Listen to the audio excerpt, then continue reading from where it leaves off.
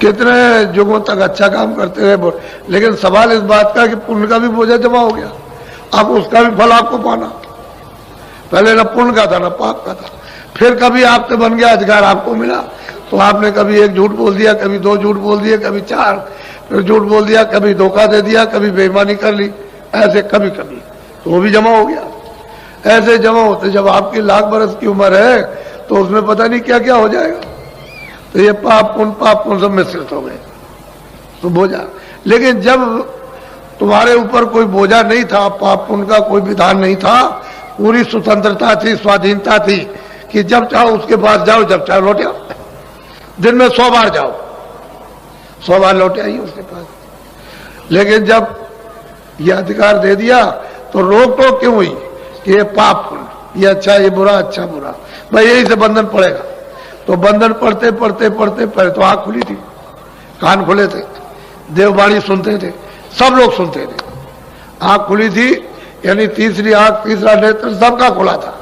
कोई ऐसा नहीं था जिसका बच्चे बच्चे का खुला ना हो, सब आते जाते थे। यहाँ से स्वर्ग भी देखो, वैकुंठ भी देखो, इसको ईश्वर को भी देखो, पार ब्रह्म भी देखो, और मतलब यह है कि ऊपर चले जाओ। और अब मतलब यह है कि आप बंधन पड़ गया। तो जब बंधन पड़ा तो फिर आप बंधे। अब यह है कि उसने ये कहा कि देखो भाई, अच्छा बुरा जो भी करोगे, हमने उसके लिए योनि बनाई, 4 खाने सेंटर जेल खाने बना दिए, 4 खानों के, अंडज पिंडज उकमज अस्तावट, ये 4 बड़े जेल खाने, और छोटे छोटे जेल खाने 84 लक्ष, ये मैंने जेल खाने बनाए। तो मैं इसमें से इसमें बंद करूंगा, अगर तुम ये काम खराब करोगे ये तो हम बंद करेंगे इसको। इसलिए महात्मा घूमते रहेंगे, बताएंगे सब जगह कि देखो ये अच्छा है, ये बुरा है, इस बुरे काम को मत करना, अच्छे काम को करना, ये अच्छा बुरा। तो आप लोग सचेत और होशियार रहते थे कि मैं बुरा काम नहीं करना, सब अच्छा करना।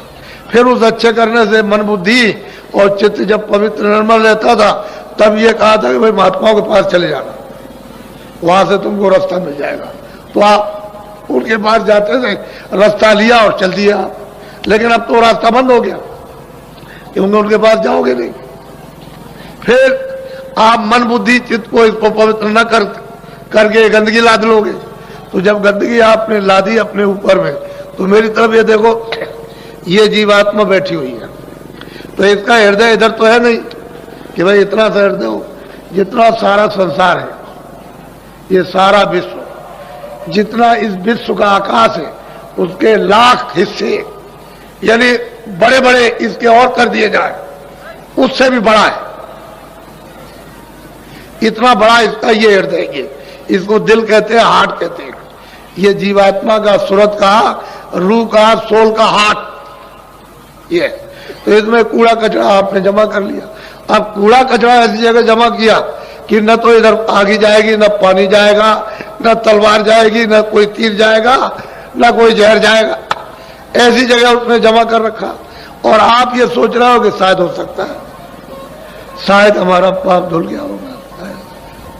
ऐसे धुलने वाला कहाँ? जिसने ये सब विधान बनाया वो ऐसा होशियार, ऐसा उसको ऐसे ही होशियार, वो छोटा मोटा कारीगर नहीं है, वो बहुत बड़ा कारीगर। तो जीवा उसने भी बड़ी तपस्या की, बहुत तपस्या की उसने। तपस्या करते करते तब सत्पुरुष प्रसन्न हुए, तभी तो मतलब प्रसन्न होकर के ये जीवों का भंडार मांग लिया कि हमको दे दीजिए, हम रचना रचेंगे, रचना रचेंगे। तो सत्पुरुष प्रसन्न होकर के और मतलब ये कि इनको ये सब जीवों को दे, एक छोटा सा भंडार इनके हवाले कर दिया, सुपुर्द कर दिया। अब ये यहाँ ले आए और ले आकर के इन्होंने, पहले तो कुछ नहीं था, जब आप जाने लगे, वापस लौटने लगे और बहुत सी जीवात्माएं वापस लौट गई, उसके बाद उन्होंने देखा तो हमारा तो मतलब इतने जुगों और इतने कल्पों तक हमने तब किया, तो उसके बाद में ये हमको मिला और ये सब चले जाएंगे तो हमारे पास क्या रहेगा। तब उन्होंने ये विधान बनाया और विधान बना करके आपको अधिकार पूरा दे दिया। वो आप जा सकते हो, लेकिन ईश्वर उनके पास नहीं जा सकते, उस प्रभु के पास ईश्वर नहीं पहुंच सकते और आप जा सकते हो। तो मृतलोक में इतना अधिकार आपको कि आप ऊपर जा सकते हो, आ सकते हो, इनको भी प्राप्त करो, ब्रह्म को भी प्राप्त करो, पार ब्रह्म को भी, और उस सच्चे मतलब भी है कि जो प्रभु उसको भी आप प्राप्त करो, लेकिन ये नहीं जा सकते। तो असल में आप फंस गए, उलझ गए, और एक ही रास्ता आने का था, क्योंकि नाम से ही आए थे। जैसे ये बिजली आ रही है, पावर हाउस में लगा हुआ प्लग, जब तक ये प्लग रहा रहेगा और बिजली वहां से बनती रहेगी, आती रहेगी, प्लग हटा दीजिए बिजली बंद हो गई। ऐसे ही शब्द है, नाम है, आवाज है, देववाणी है, उसी से उतर करके आई और दोनों आंखों के बीचों बीच में बैठा दी गई। तो ये डोरी पकड़े हुए थी, तभी तो आती थी जाती थी, फौरन चढ़ गई, फौरन उतर आई, फौरन चढ़ गई, फौरन उतर आई। यानी इतनी देर नहीं लगती थी, इतनी भी देर, ऐसे चढ़ गई, ऐसे उतर आई, चढ़ गई, उतर आई। सब देखती गई, सब देखती आई, सुनती गई, सुनती आई।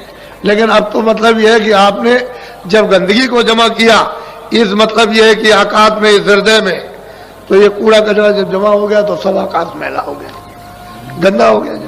तो जब गंदा हो गया तो आपकी आंख, आपके काम, दिमाग, दिव्य कान, दिव्य नाक बंद हो गई, तो डोरी छूट गई, और नाम की, शब्द की, आवाज की, देववाणी की डोरी छूट गई।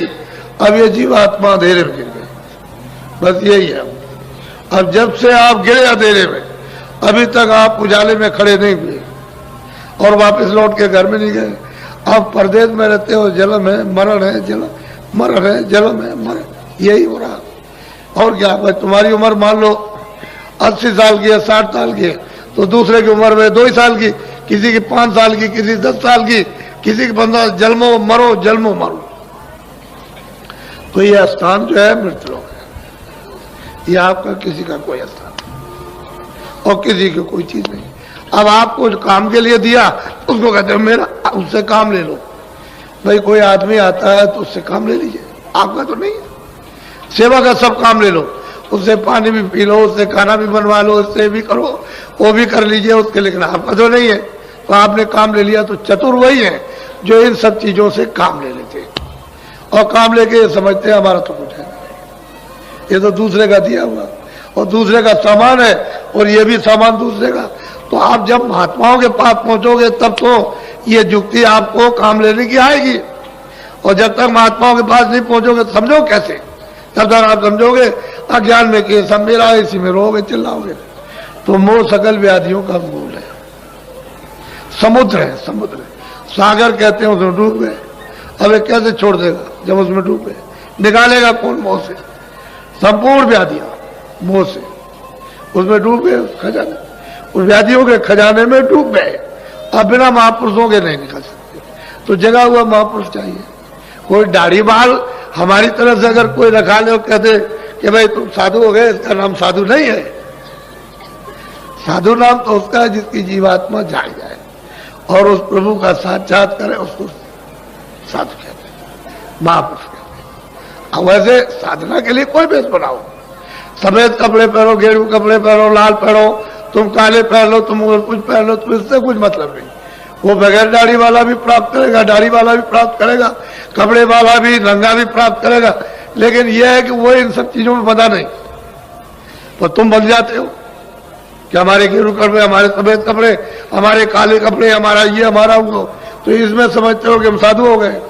ये साधु नहीं, जिसकी जीवात्मा जाग जाए उसको कहते हैं साधु। इसको असल में चीज ये है कि आए थे अपने घर से और घर का रास्ता छूट गया, हम नहीं ले, अब चारों तरफ भटकते हो कि भाई तू बता दे, तू दे दे रास्ता, तू दे दे, इधर जा रहे चले जा रहे हो, तब तक तुम्हारा समय पूरा हो गया। क्यों?